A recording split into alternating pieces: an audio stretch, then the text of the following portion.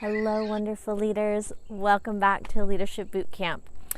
This week, we are going to finish off our work on body. And in particular, we're going to look at how to let go of resentment and anger. There are so many times when in our workplaces or in our lives, we can get super angry, frustrated, ragey, just resentful of the people in and around us. And those emotions really get in our way, especially when there's conflict or there's times that we need to negotiate. So, how can we manage big emotions like that? And I'm going to give you a tool that will be able to help with exactly that issue, letting go of anger and resentment. Think about emotions like a river, like this creek behind us. That river is constantly changing. Sometimes it's turbulent, but it's also very natural. Emotions are a natural part of what it means to be human. The problem comes when we get stuck in our emotions or when we suppress our emotions. Anger and resentment are big, huge ones. Anger can be defined as something that triggers us because there's something that gets in the way of what we want, or there's a violation of how we think things really should be in this world. That's where anger comes about. Resentment is when there's unfairness or injustice. There's something that isn't right and we want to make it right. Those two come up all the time. I know that I was working with a leader earlier this week who was really resentful of the way that her coworkers get treated instead of her. Unfairness and injustice.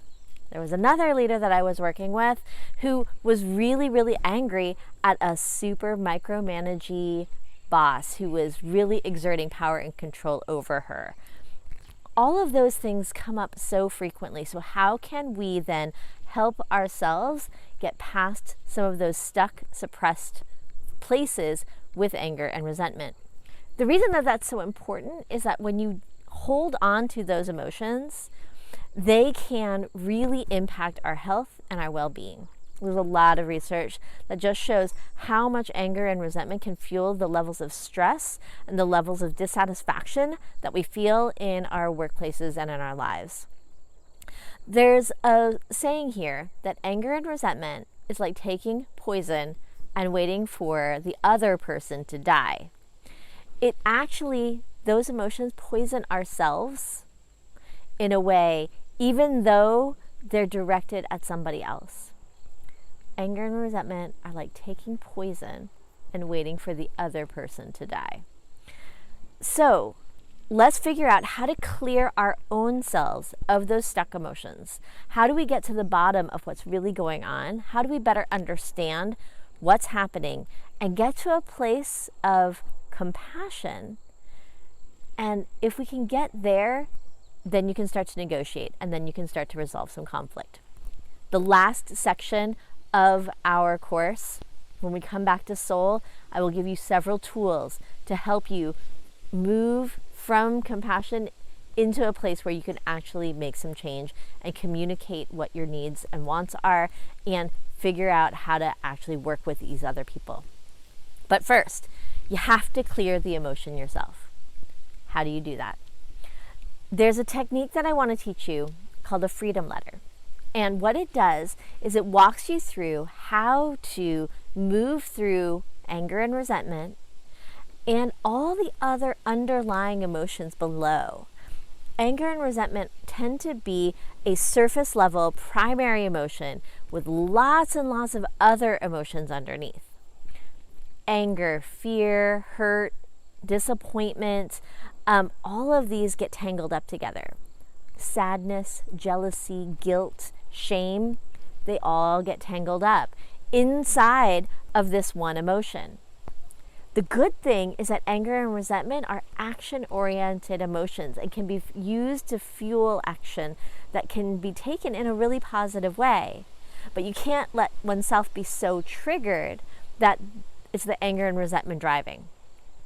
So let me talk through some of the main emotions that can be part of an anger and resentment reaction. The first one is hurt, that something somebody said or did causes some emotional pain. That happens, and that's where your feelings get hurt. That's where the triggery comes from. There's also sometimes a lot of fear, as in a perceived threat to oneself, to one's position, to the people you care about. All of those kinds of fears can come up and can also trigger a really angry and resentful type of reaction. And finally, disappointment. It's really when that outcome isn't what you wanted or counted on or expected.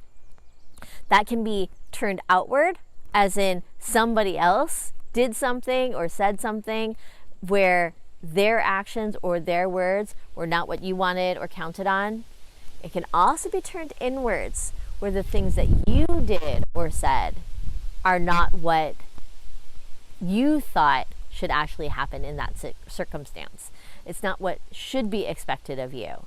That can be also turned very inward. So the freedom letter strategy helps you move through all of these different levels of emotion. It moves you through anger to hurt, to fear, to disappointment, and then towards positive emotions such as compassion and even forgiveness. What is compassion then?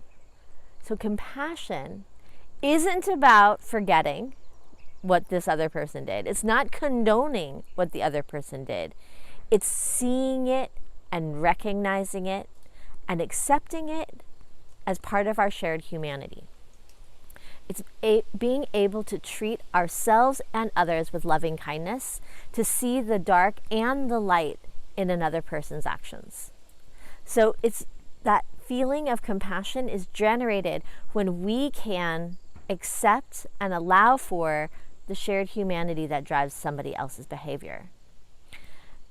It's not necessarily, as I said, about forgive and forget.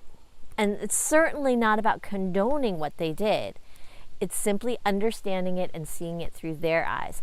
I often tell my leaders to imagine that the other person is a hero protagonist in their own story, that they are one of those superheroes like Peter Parker, who has all the foibles of a regular human, girlfriend problems, parent problems, all of the struggles that you go through with humanity, that this other person that you feel angry or resentful towards is a hero protagonist in their own story.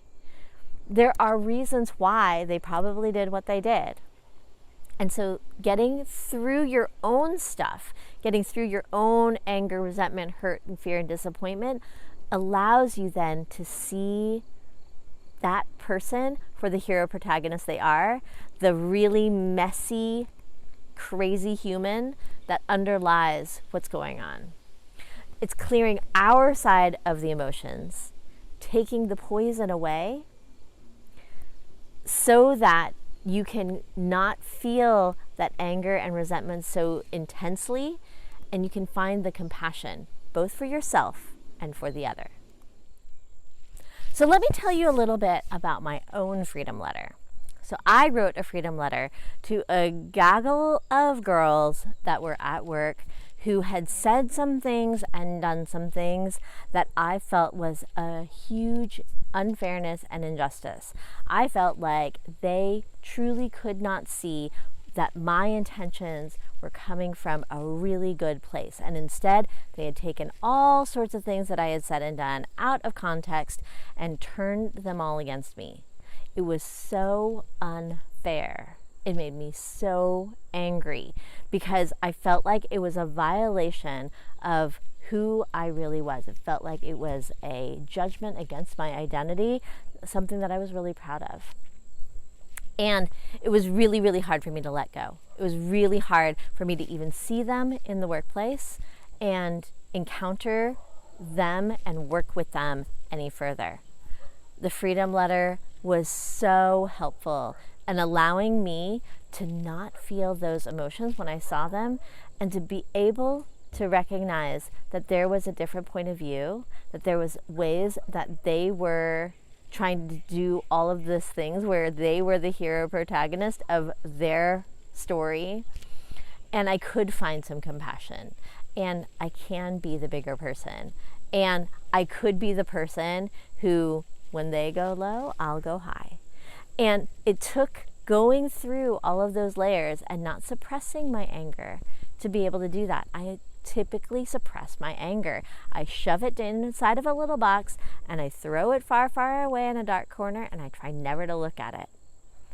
But when I do that, every single time I saw their face, it was as if that entire Pandora box opened back up again and I got triggered.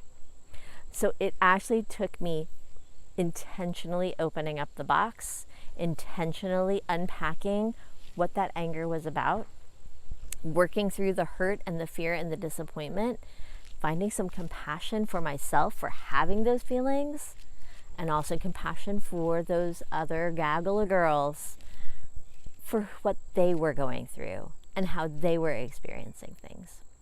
So that is my experience. So how do you do the freedom letter?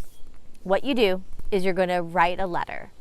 You're going to start with Dear So-and-so, and you're going to write it out by hand, and you're going to write through a series of 6 emotions until you're all out of words for that emotion. You'll start with anger. I hate, I'm angry that, I'm so resentful. You write those kinds of sentences on and on and on.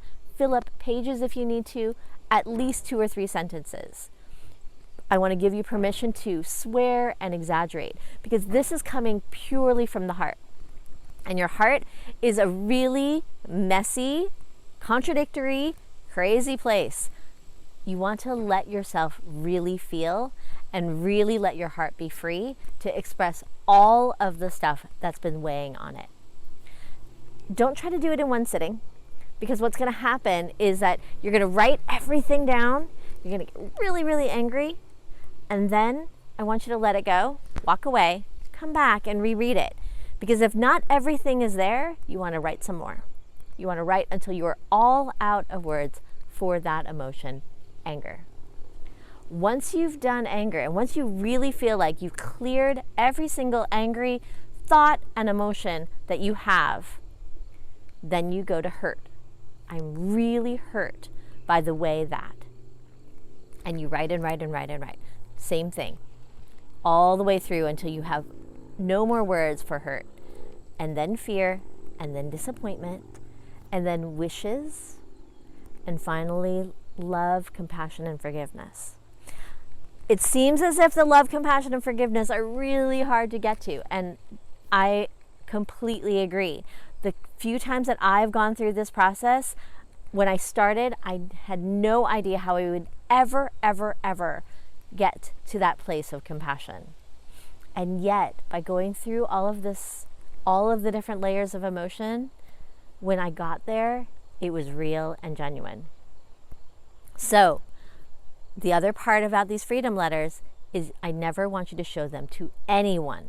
Definitely not the person you're writing about, but not to your husband, not to your best friend, not to me, not to anyone. This is purely for you. This is a space for your heart to get it all out. And in doing so, you're going to get to a place where you feel comfortable and safe to let some of those emotions go and to move on and beyond what's going on here in a way that feels good. And again, once you've written your freedom letter, there's a ritual that I will take you through to burn your letter.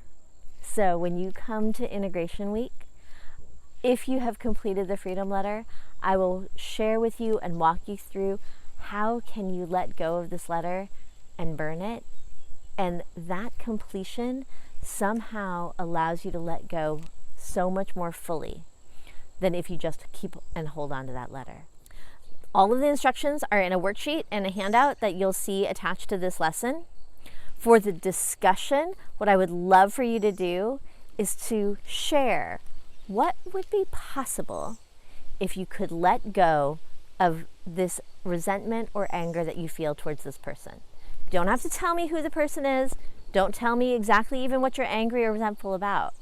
Simply say what might be possible for you if you could just let go. And that's it. That's our lesson for the week.